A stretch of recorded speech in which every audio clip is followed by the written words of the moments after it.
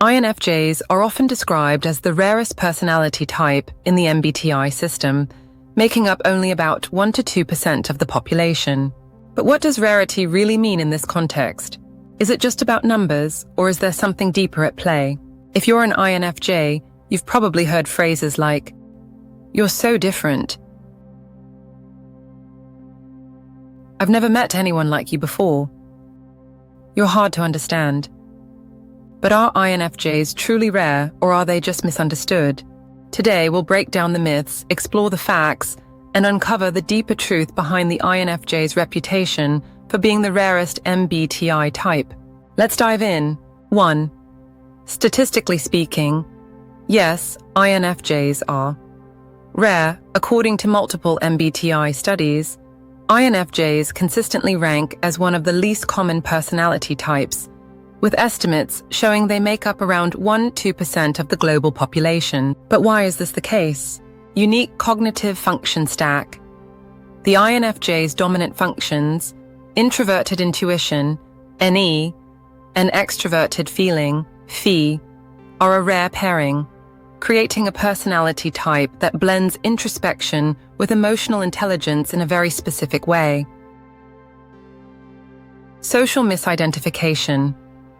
Many INFJs may mistype themselves due to their adaptability and ability to blend into social environments. Some INFJs might identify as INFPs, INTJs, or even ENFJs before fully understanding their personality type. Additionally, INFJs are more likely to self-isolate.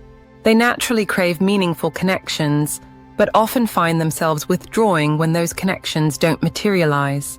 What the numbers really mean. The rarity of the INFJ personality isn't just about statistical numbers. It's about how they interact with the world.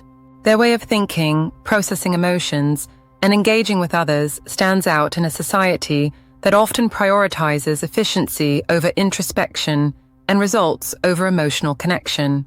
Key takeaway. Statistically, yes, INFJs are rare, but their rarity isn't just about numbers. It's about how they experience and interpret the world. 2.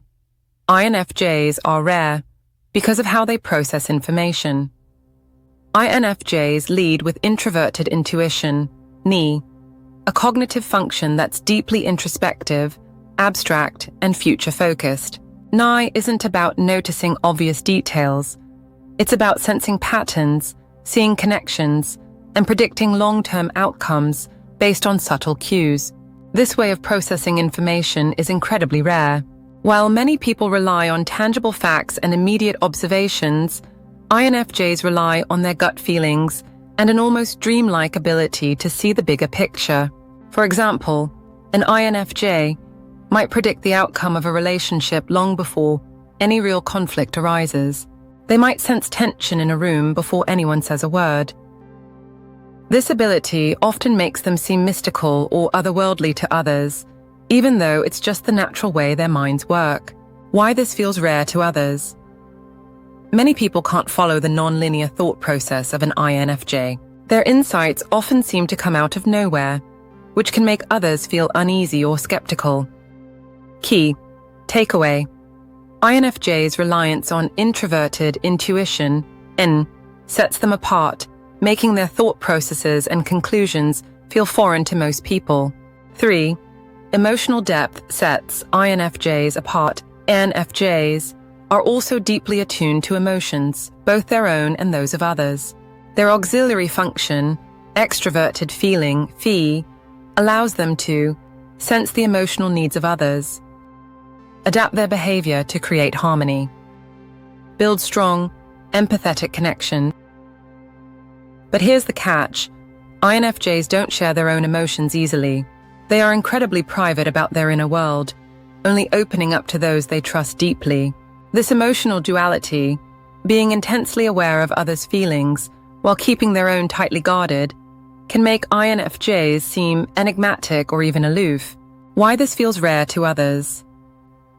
Many people struggle to balance emotional openness with emotional boundaries. INFJs navigate this with grace. INFJs can read people so well that it feels almost supernatural. Key takeaway: INFJ's emotional intelligence and ability to understand others while protecting their inner world sets them apart from most personality types. 4. INFJs are rare because of their selectiveness. NFJs aren't people pleasers, but they are deeply selective about who they let into their lives. They crave meaningful connections, and they're not interested in shallow, surface-level interactions. This selectiveness can make INFJs invisible in larger social circles. They might keep conversations brief if they sense superficiality. Avoid large social gatherings in favor of one-on-one interactions. Disappear from relationships that lack emotional depth. As a result, INFJs might seem rare simply because they're not always visible. They exist on the fringes, observing, reflecting, and only stepping forward when they sense genuine connection. Why this feels rare to others? INFJ's selective nature means they often go unnoticed in larger groups. They tend to form fewer but much deeper connections.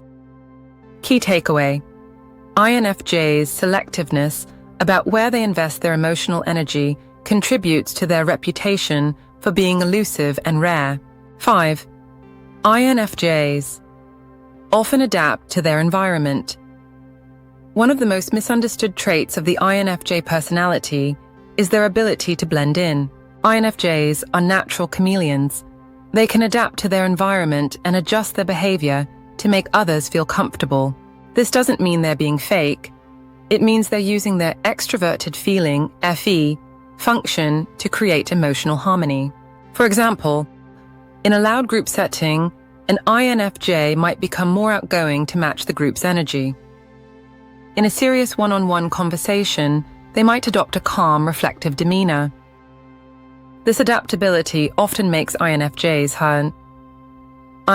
hard to pin down. People might think they're inconsistent or that they're faking their personality, but in reality, INFJs are simply trying to create a space where everyone feels at ease. Why this feels rare to others? Not many people can shift their energy and communication style so fluidly.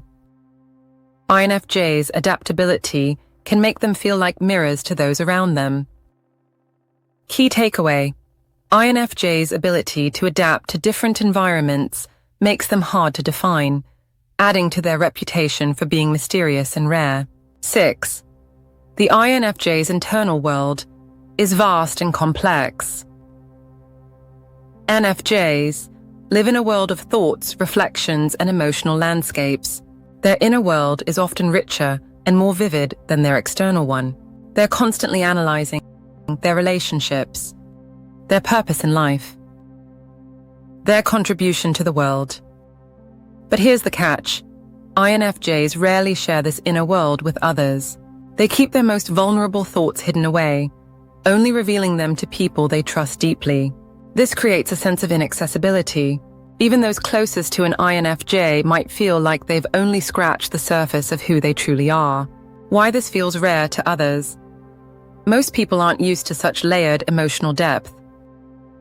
INFJs often seem like they have a secret world locked inside their minds. Key takeaway: INFJs' vast inner world adds to their mystique, making them feel rare and enigmatic to those around them. Are INFJs truly rare? The final answer: yes, INFJs are statistically rare, but their true rarity lies in their intuitive ability to see patterns and predict outcomes, their emotional intelligence and capacity for empathy, their deep need for authenticity and connection, their ability to adapt while staying true to their core values. INFJs are rare not just because of their numbers, but because of the unique way they experience the world. INFJs, your rarity isn't just a number, it's a reflection of your depth, your vision, and your emotional intelligence. If this video resonated with you, don't forget to like, comment, and subscribe for more insights into the INFJ personality. Share your thoughts below. Do you feel rare as an INFJ, or do you feel misunderstood? Remember, INFJ, your uniqueness isn't something to hide, it's something to embrace. Thank you for watching, and keep shining your extraordinary light.